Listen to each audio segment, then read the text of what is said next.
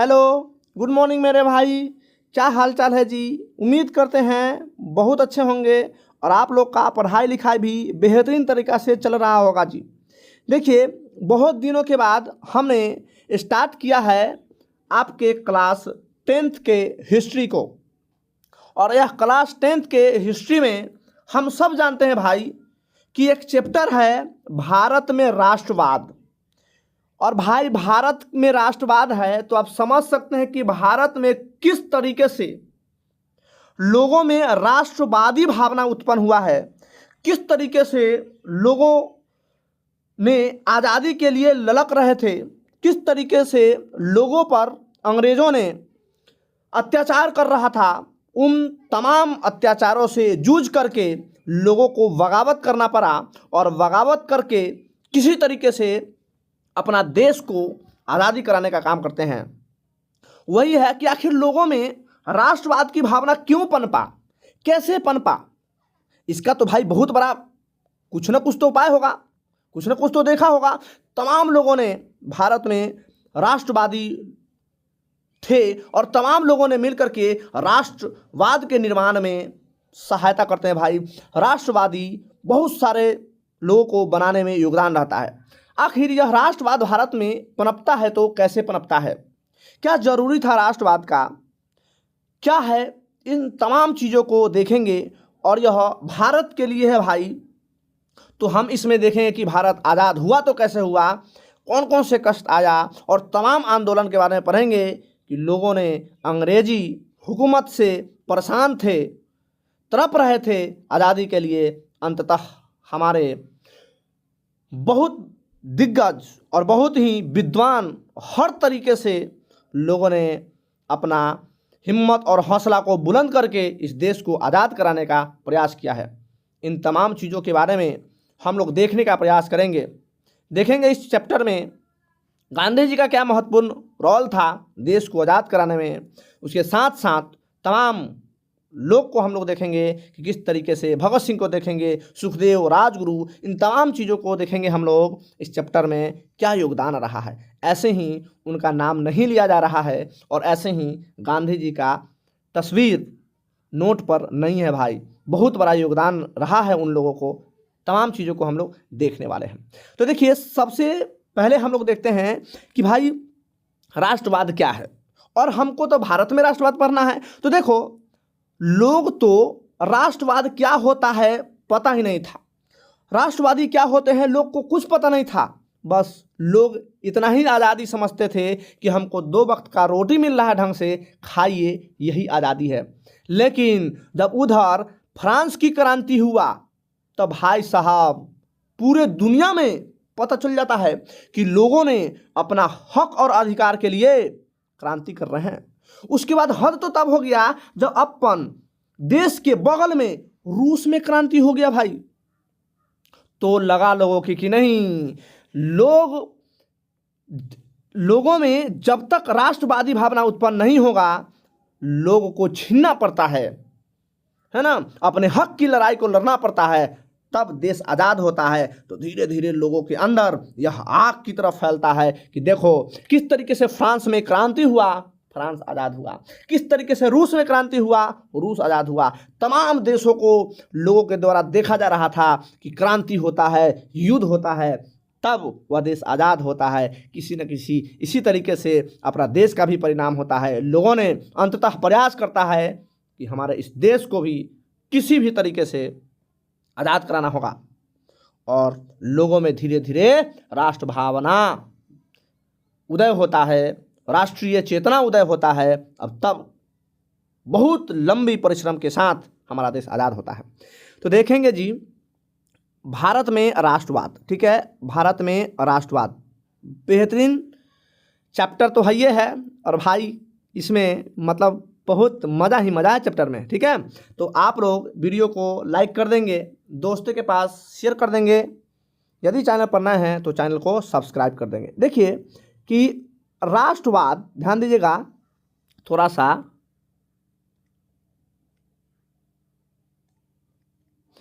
देखिए जी राष्ट्रवाद का शाब्दिक अर्थ होता है। आखिर राष्ट्रवाद का अर्थ क्या होता है? तो उसका मतलब होता है राष्ट्रीय चेतना का उदय। यदि राष्ट्रीय चेतना का उदय हो रहा है, तमाम लोग को लगे कि नहीं देश हमारा है, हमारे देश में अत्याचार हो रहा है, देश हित की यदि लोग बात करते हैं तो हम कहते हैं कि वह राष्ट्रवादी है। राष्ट्रवाद उसी को कहा जाता है। और ध्यान दीजिएगा, राष्ट्रवाद हम लोग देखते हैं और बेहतरीन तरीक़ा से चैप्टर को पढ़ेंगे। ध्यान दीजिए कि राष्ट्रवादी आधुनिक विश्व में राजनीतिक जागृति प्रतिफल है। राष्ट्रवाद इस आधुनिक विश्व, पूरे दुनिया में राजनीतिक जागृति प्रतिफल है। मतलब किस तरीके से कोई ना कोई देश किसी पर आक्रमण करके उसको कब्जा करे हुए थे और धीरे धीरे लोगों ने, आधुनिक विश्व आया, पूरे विश्व में क्रांति होता है और यह राजनीतिक तौर तरीके से इस देश को चलाने की बात होता है। लोगों में राष्ट्रवादी भावना उत्पन्न हो जाता है। यह एक ऐसी भावना है जो किसी भौगोलिक, सांस्कृतिक या सामाजिक परिवेश में रहने वाले लोगों में एकता एवं परस्पर प्रेम की वाहक बनती है। जी सर, एकदम बिल्कुल। यदि एक भौगोलिक क्षेत्र में अगर हम बात करेंगे, जैसे भारत देश, इसका कोई अपना क्षेत्र है, अपना भौगोलिक क्षेत्र है ना, तो उस देश में जितने भी लोग रह रहे हैं, चाहे कोई भी धर्म हो, कोई भी जाति हो, कोई मतलब नहीं है, यदि वो सब मिल करके अपने देश के हित की बात करते हैं, उसे हम राष्ट्रवाद कहते हैं। अब ध्यान दीजिएगा कि राष्ट्रवाद के उदय के कारण, आखिर राष्ट्रवाद क्यों उदय हुआ, कैसे उदय हुआ, उसको देखेंगे। देखिए कि भारत में राष्ट्रवाद का उदय विविध शक्तियों और कारणों के संयोग का परिणाम था। ऐसे ही नहीं हो गया था उत्पन्न, बहुत बड़ा कष्ट था भाई इसमें। तो देखेंगे, पहला राजनीतिक कारण। क्या कारण था? तो विभिन्न कारण हो सकते हैं, जिसमें हम राजनीतिक कारण पढ़ते हैं पहले। तो भारत की राष्ट्रीय चेतना जागृत करने में विभिन्न कारणों का योगदान रहा, लेकिन किसी न किसी रूप में ब्रिटिश सरकार की प्रशासनिक नीतियों से संबंधित थे। अगला देखिए कि 1878 में तत्कालीन वायसराय लॉर्ड लिटन ने वर्नाकुलर प्रेस एक्ट पारित कर प्रेस पर कठोर प्रतिबंध लगा दिया। भाई साहब, ये देखो तो 1878 इसमें वायसराय था लॉर्ड लिटन। आई Lord Lytton Vernacular Press Act पारित कर दिया भारत में। भाई ये तो राजनीतिक तरीके से तो गड़बड़े न कर रहा है। मतलब इसका कहना था कि भारत के लोग रिपोर्ट नहीं छापेगा, अखबार नहीं निकालेगा, प्रेस एक्ट ला दिया। अगर वह निकालता है तो सिर्फ अंग्रेज के वाहवाही लिखेगा, अंग्रेज द्वारा किया गया अत्याचार को नहीं दिखाएगा। अगर अत्याचार को दिखाएगा तो उस पर मुकदमा होता था, उसको जेल भर दिया जाता था। ये था लॉर्ड लिटन। बताओ भाई, इतना अत्याचार है हमारे ही देश में रह के, हम ही को कह रहा है कि हम तुमको जैसे अखबार कहेंगे छापने के लिए वैसे छापना। कितना दिन सहेगा भाई? एक दिन तो उबाल आएगा और यही उबाल एक दिन देश को आज़ादी कराने में सफल हो जाता है। चलिए आगे देखते हैं जी। देखिए, और 1879 में आर्म्स एक्ट के द्वारा भारतीयों के लिए अस्त्र शस्त्र रखना गैर कानूनी घोषित कर दिया गया। लो, मतलब कहना था कि अब भारत के लोग कोई अस्त्र शस्त्र नहीं रखेगा। मतलब तुम रखो, भारत के आदमी की उड़ा दो, हैं, अपना रक्षा करने के लिए भी हम नहीं रख सकते हैं। ये नया नया नियम कानून ले आया भाई। अगला देखिए कि 1899 में लॉर्ड कर्जन ने कलकत्ता कॉरपोरेशन एक्ट पारित किया, जिससे नगर पालिका में निर्वाचित सदस्यों की संख्या में कमी और गैर निर्वाचित सदस्यों की संख्या में वृद्धि की गई। भाई साहब देखो तो, फिर 1899 ईस्वी में ले आया कर्जन, है ना, एगो एक्ट लाया। कौन एक्ट? Calcutta corporation act. और उसमें कह दिया कि नगर पालिका में निर्वाचन की संख्या कम रहेगी, हैं भाई, गैर निर्वाचन में वृद्धि कर दिया। ये तो अत्याचार हो रहा है भाई। उसके साथ 1904 में विश्वविद्यालय अधिनियम द्वारा विद्यालयों पर सरकारी नियंत्रण बढ़ा दिया गया। मतलब अंग्रेज को एहो शक था कि ऐसा नहीं न है कि विश्वविद्यालय में लड़का सजा रहा है, ऐसा न कि कोई भारतीय, क्योंकि टीचर भारतीय भी होते थे, तो भारतीय भड़काऊ लेक्चर दे रहा है, लोगों को भड़का रहा है, ऐसा तो नहीं है। पूरा नियंत्रण कर लिया भाई। उसके साथ 1905 ईस्वी में बंगाल का विभाजन कर्जन ने सांप्रदायिकता के आधार पर किया। भाई साहब क्रूर इतना, मतलब कह रहा था कि हमारा शासन चलाने में दिक्कत हो रहा है, बंगाल को विभाजन कर दो। यह धर्म को देख करके विभाजित किया गया था भाई मेरे, धर्म को देखकर विभाजित किया गया। और ऐसा पॉलिटिक्स के साथ इसको विभाजित करने का षड्यंत्र था कि यदि वहाँ पर कोई भारतीय खड़ा होता है तो ना बंगाली रहेगा ना बिहारी रहेगा, है ना। उस तरीके से मतलब ऐसा उसको बांट दिया गया, है ना। तो बंगाल विभाजन हो जाता है, ठीक है, बंगाल को विभाजित कर दिया है और बड़ा जुलूम कर देता है भाई बंगाल के विभाजन करके। धार्मिक हिसाब से मुस्लिम और हिंदू के बांट देता है गजब तरीका से, है ना। आगे देखिए, तो हम लोग देख लिए क्या था, ये था राजनीतिक कारण। अगला है आर्थिक कारण। भाई कोई भी कसर नहीं छोड़ा, अंग्रेज ने कोई कसर नहीं छोड़ा, भारत में हर तरीके से लूटने का प्रयास किया भारत को। अगला देखिए कि भारत में अंग्रेजों ने जो आर्थिक नीतियाँ अपनाई, इसके परिणाम स्वरूप भारतीय कृषि और कुटीर उद्योगों को काफ़ी धक्का लगा। क्योंकि हम जानते हैं कि अंग्रेज ने बहुत ऐसे कंपनी लगा दी जिससे भारत में जो लोग हाथ से काम कर रहे थे उसका स्थिति खराब हो जाता है ना। और ब्रिटिश आर्थिक नीतियों के परिणाम स्वरूप किसानों, कारोबारों और अन्य वर्गों की स्थिति बिगड़ती चली गई। बताओ ना भाई, हैं, मतलब ऐसा नियम कानून ला करके हमारे स्थितियों को कमज़ोर कर रहा था। अब वह मस्ती में तो जी ही रहा था, वो अपना चमका रहा था। अल्लाह देखिए कि सरकार द्वारा 1882 में सूती वस्त्रों पर और आयात कर देखो तो हटा लिया गया था। मतलब कि सूती वस्त्र पर हटा दिया, लो भाई, मतलब फ़ायदा तो ही कमाओ, खूब मौज करो, भारतीय जाए बोरा में, है। ऐसे ऐसे नियम कानून, ऐसे ऐसे चीज़ों को कर रहा था। अल्लाह देखिए कि सामाजिक कारण क्या था।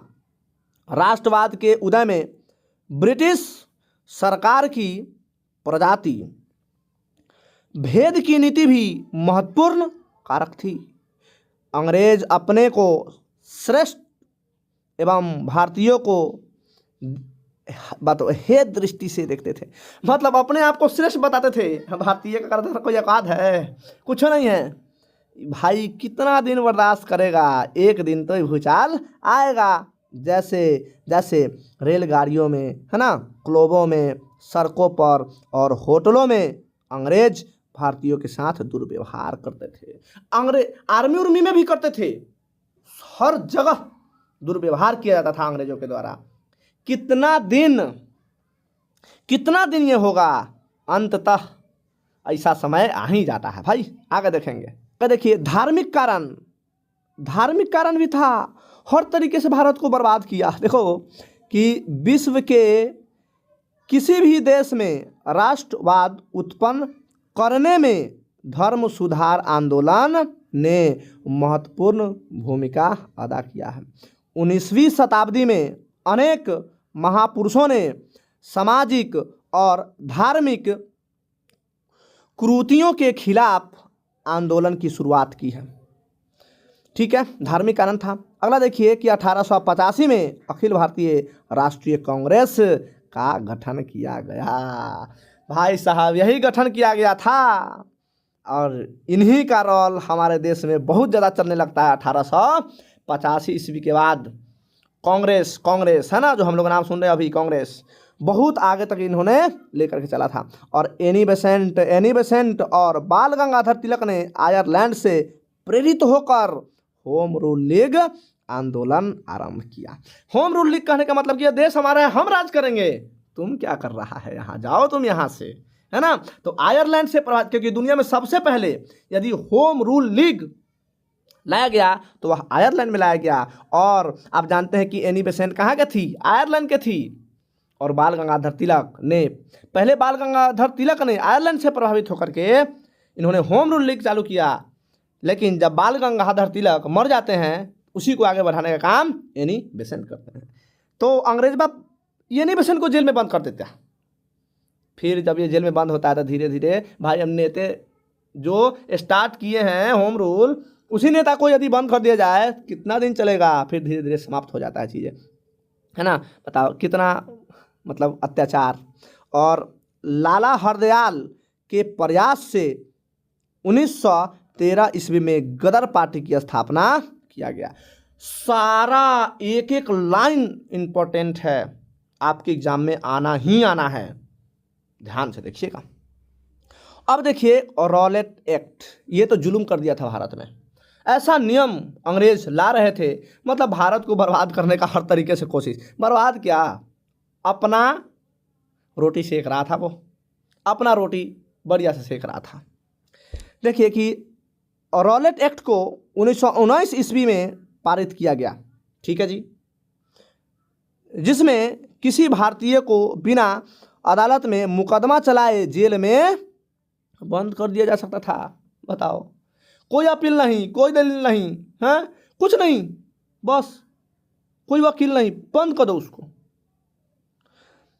और इसी कानून के विरोध 13 अप्रैल 1919 को प्रसिद्ध जालियांवाला बाग हत्याकांड, और इसी का विरोध चल रहा था।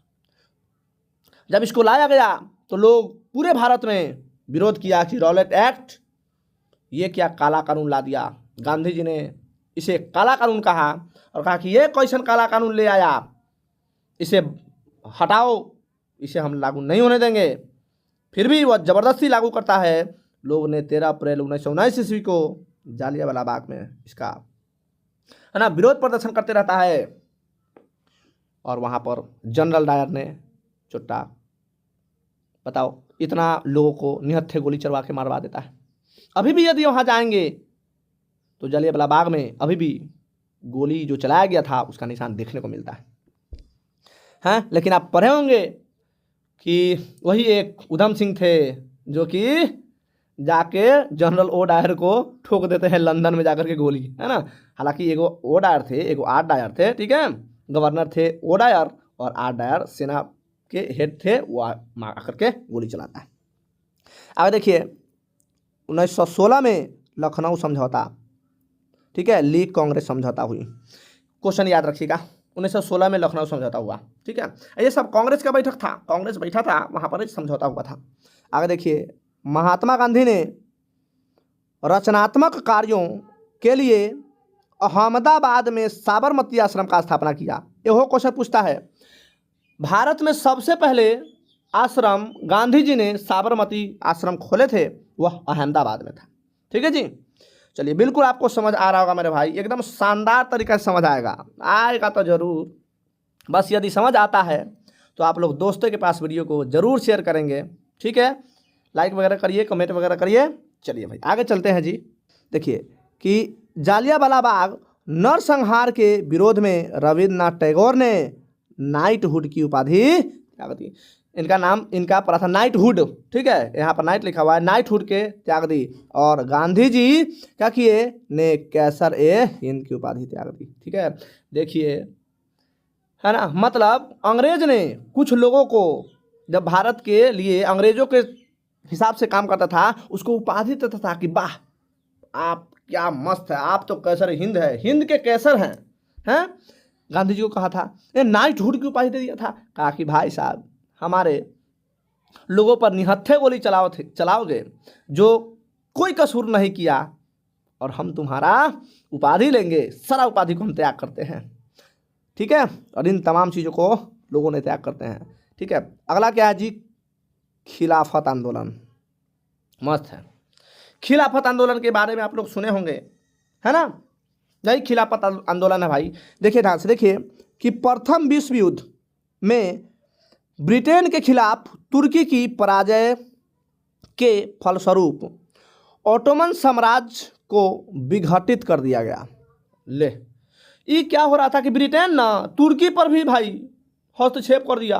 ब्रिटेन ना तुर्की को जीत गया, और तुर्की को जीत गया और उसको विघटित करता है, और तुर्की के सुल्तान को अपने शेष प्रदेशों में भी अपनी सत्ता के प्रयोग से वंचित कर दिया गया, है ना। और वहाँ जो थे सुल्तान, उसको कहता कि नहीं, अब सुल्तान नहीं रहेगा। बताओ, ऑटोमन साम्राज्य का शासन, तुर्की के सुल्तान इस्लामिक संसार का खलीफा हुआ करता था। वहाँ पर खलीफा के पद था, है ना, इस्लाम का खलीफा के पद था।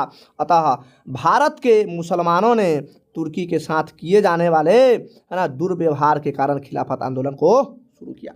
मतलब उनका कहना था, क्योंकि ब्रिटेन तो अपने देश में ही शासन कर रहा था, वहाँ भी वहाँ बतिया दिया, तो कह रहा था कि भाई साहब हमारा देश में कर रहा, वहाँ पर तुम ठीक है, तुम खलीफा को नहीं करो, धार्मिक चीज़ों में हस्तक्षेप कर रहा था। और लोगों ने भारत में भी आंदोलन किया कि तुम वहाँ पर जो तुम कर रहे हो, ठीक है, तुर्की में जो कर रहे हो वो गलत कर रहे हो, खलीफा के पद को नहीं त्यागना है, उसको छोड़ दो, है ना। और भारत में खिलाफत आंदोलन 1920 में शुरू हुआ, है ना। तो भारत के लोग, भारत के मुसलमान, उसके साथ साथ हिंदू भी मुसलमान भाइयों को सपोर्ट कर रहे थे और कह रहे थे कि चलो आंदोलन करो, किस तरीके से तुर्की के मुसलमानों के साथ अत्याचार किया जा रहा है, और भारत के मुसलमान और हिंदू मिलकर के इस अंग्रेज को विरोध करना चालू कर देता है। वही खिलाफत आंदोलन था। और सितंबर 1920 में असहयोग आंदोलन के कार्यक्रम पर विचार करने के लिए कलकत्ता में कांग्रेस महासमिति के अधिवेशन का आयोजन किया गया।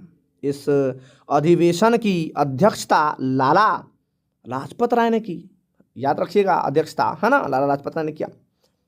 इसी अधिवेशन में कांग्रेस ने पहली बार भारत में विदेशी शासन के विरुद्ध सीधी कार्यवाही करने और विधान परिषदों का बहिष्कार करने तथा असहयोग आंदोलन को प्रारंभ करने का निर्णय लेता है। ये बहुत बड़ा निर्णय था। भारत ने जो यह निर्णय लिया था, बहुत बड़ा निर्णय लिया था, बहुत मस्त कदम उठाया था इन्होंने। ठीक है जी, चलिए आगे देखते हैं जी। कहता है कि असहयोग आंदोलन करेंगे हम, ठीक है, मतलब हम जो इतना दिन अंग्रेज को जो हम सहयोग करते आ रहे हैं भाई, सहयोग करने का क्या मतलब कि हम अंग्रेज के द्वारा बनाया गया कपड़ा को खरीदते हैं, वो आर्थिक रूप से मजबूत होते जा रहा है, जो भी चीज़ वो कहता है हम उसका मानते हैं, हर चीज़ उसका मानते हैं, अब हम यह सहयोग नहीं करेंगे। और भारत के लोगों ने यह संकल्प लिया कि अब हम सहयोग नहीं करेंगे, और इन्होंने आंदोलन चालू करते हैं, असहयोग आंदोलन। ठीक है, असहयोग आंदोलन, ध्यान दीजिएगा कि असहयोग आंदोलन महात्मा गांधी के नेतृत्व में प्रारंभ किया गया प्रथम जन आंदोलन था। मतलब भारत में यह प्रथम जन आंदोलन था। हर जनता, हर आदमी को जोर दिया गया था इस आंदोलन में, है ना। और इस जन आंदोलन के मुख्यतः 3 कारण थे।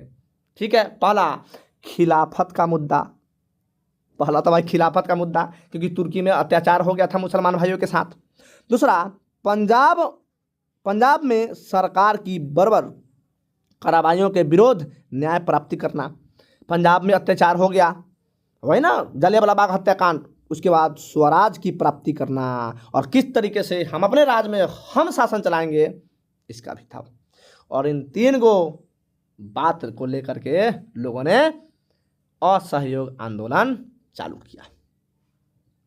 अगला देखिए कि इस आंदोलन में 2 तरह के कार्यक्रम को अपनाया गया। पहला क्या था कि अंग्रेजी सरकार को कमज़ोर करने एवं नैतिक रूप से पराजित करने के लिए विध्वंसात्मक कार्य, जिसके अंतर्गत सरकारी तथा गैर सरकारी समारोह का बहिष्कार करना तथा सरकारी स्कूलों एवं कॉलेजों का बहिष्कार करना आदि शामिल था। ठीक है, मतलब लोगों का नाम था कि भाई साहब उसी के स्कूल में हमारा बच्चा सब पढ़ता है, बहिष्कार करो, उसी को फ़ायदा होता है, बहिष्कार करो। स्कूल कॉलेज सबको लोगों ने बहिष्कार करना चालू किया कि अब अंग्रेज़ के द्वारा बनाया गया चीज़ों को नहीं करेंगे, हम खुद अपने स्कूल करेंगे और वहाँ पर लोगों को पढ़ाएंगे। दूसरा क्या था कि रचनात्मक कार्य के अंतर्गत न्यायालय के स्थान पर पंचों का फैसला मानना। न्यायालय नहीं करेंगे हम, क्यों अंग्रेज के हम न्यायालय सुनेंगे, हम अपने न्यायालय अपना खुद करेंगे, हम अपने पंचायत में लोगों को पंचायती बैठाएंगे और वहाँ से अपने चीज़ों को आगे लेकर जाएंगे। राष्ट्रीय विद्यालयों एवं कॉलेजों की स्थापना, स्वदेशी अपनाना, है ना, अपना खुद हम कॉलेज करेंगे, स्वदेशी अपनाओ, कोई भी अंग्रेज का सामान कुछ नहीं खरीदो, अपना देश में जो लोग बना रहे हैं वो खरीदो, है ना। चरखा खादी को लोकप्रिय बनाना आदि शामिल था, है ना। लोग चरखा से खादी कपड़ा बनाने लगे कि अपना देश के कपड़ा खरीदो ताकि देश की आर्थिक स्थिति मजबूत होगा। हम अंग्रेज के कपड़ा खरीद के हम क्या कर रहे हैं। और जनवरी 1921 में असहयोग आंदोलन की शुरुआत हुई और आंदोलन के दौरान राष्ट्रीय विद्यालयों, जामिया, है ना, और मिलिया इस्लामिया, अलीगढ़ मुस्लिम विश्वविद्यालय और काशी विद्यापीठ जैसे शिक्षक संस्थानों की स्थापना की गई, है ना। और इसी असहयोग आंदोलन के दौरान कि अब हम अपने बच्चों को नहीं भेजेंगे, हम अपना कॉलेज स्कूल खुद खोलेंगे और वहाँ पर पढ़ाएंगे। और धार्मिक हिसाब से भी देखते हुए चीज़ों को विश्वविद्यालय खोला गया, तमाम चीज़ों को खोला गया। प्रिंस ऑफ वेल्स का स्वागत 17 नवंबर 1921 को मुंबई में राष्ट्रव्यापी हड़ताल के साथ किया गया। ठीक है, तो आपने असहयोग आंदोलन के बारे में भी आज जाने। ठीक है जी, हाँ। तो आप लोग को यदि वीडियो समझ आया होगा बढ़िया से, तो आप लोग वीडियो को लाइक करिएगा, चैनल को सब्सक्राइब करिएगा, दोस्तों के पास वीडियो को शेयर करिएगा। ठीक है जी, मिलते हैं हम लोग फिर से नेक्स्ट वीडियो में। तब तक के लिए बाय बाय, टेक केयर।